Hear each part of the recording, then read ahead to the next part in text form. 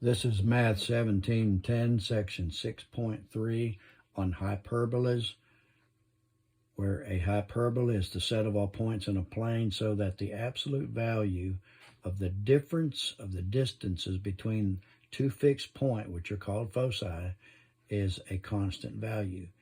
We have two standard forms, both of which have a minus between the two fractions.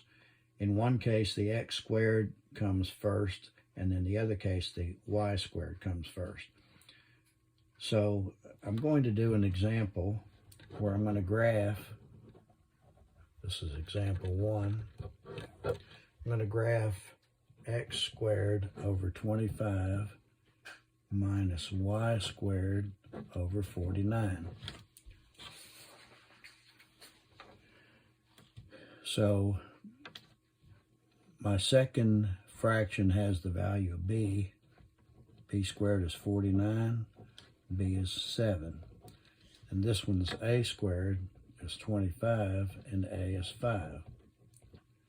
So when we graph these, we use the asymptotes as guidelines. So here the asymptotes are plus or minus b over a x. So in this case, we have y equals plus or minus 7 over 5x. So I'm going to draw a coordinate system. And since x squared and y squared are by themselves in the numerator, that means the asymptotes go through the origin.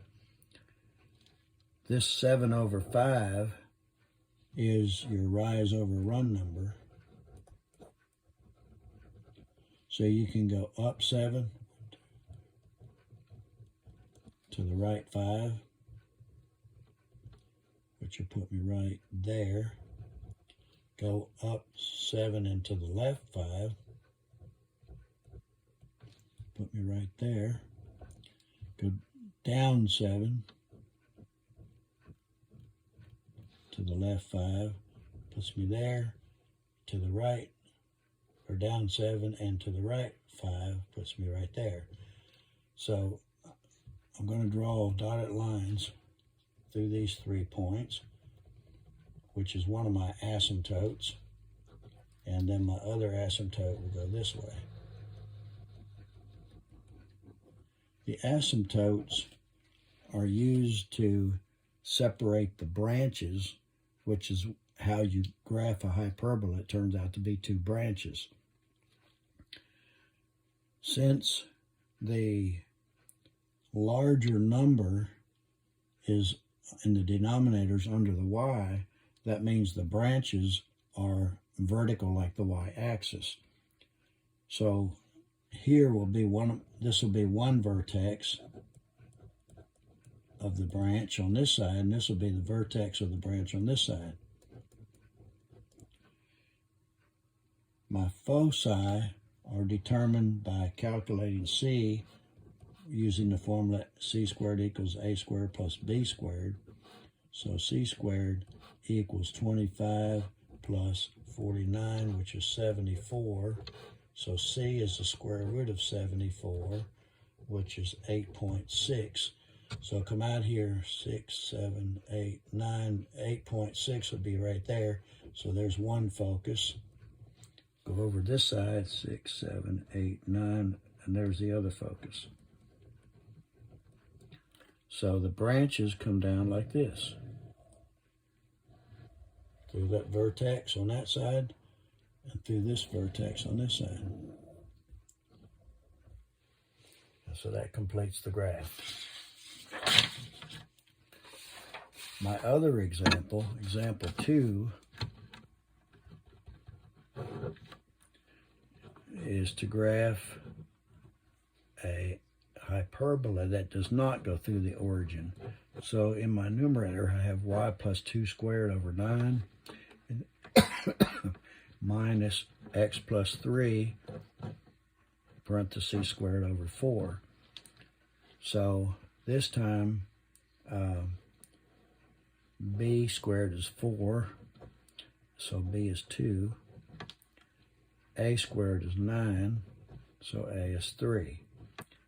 So on my asymptote, well, actually plural, I'm using y equals plus or minus a over bx, which will be plus or minus 3 over 2x. So again, I draw my coordinate system.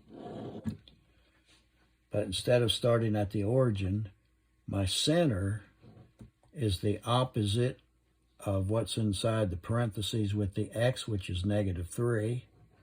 The opposite what's inside the parentheses with the y, which is negative 2. So negative 3 and negative 2 is the center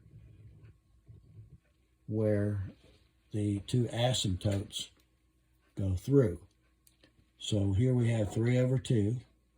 That's your rise over run numbers. So we go up 1, 2, 3.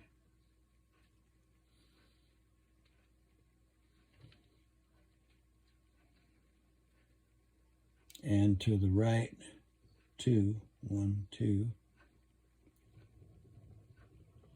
We can go up 3 and to the left 2. Right there.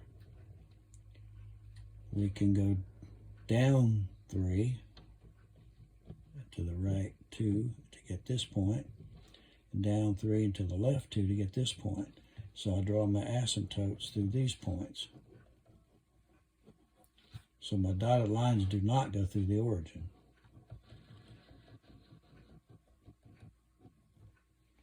Since my larger number is under the y, my focus and my vertex will be up and down from the center. So I go to this point will be my one vertex, and this point halfway between will be my other vertex. My focus, I have to solve for c using a squared plus b squared equals c squared. So c squared is 9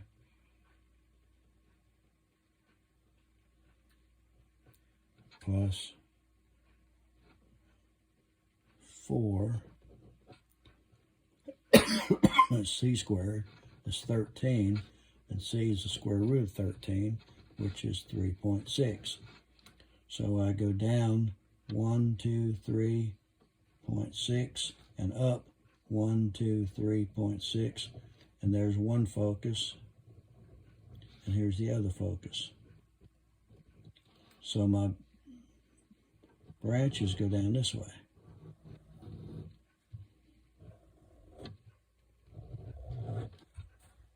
Try to make that more curved than what I did. So that is the graph of a hyperbola that does not center on the origin. That concludes this section.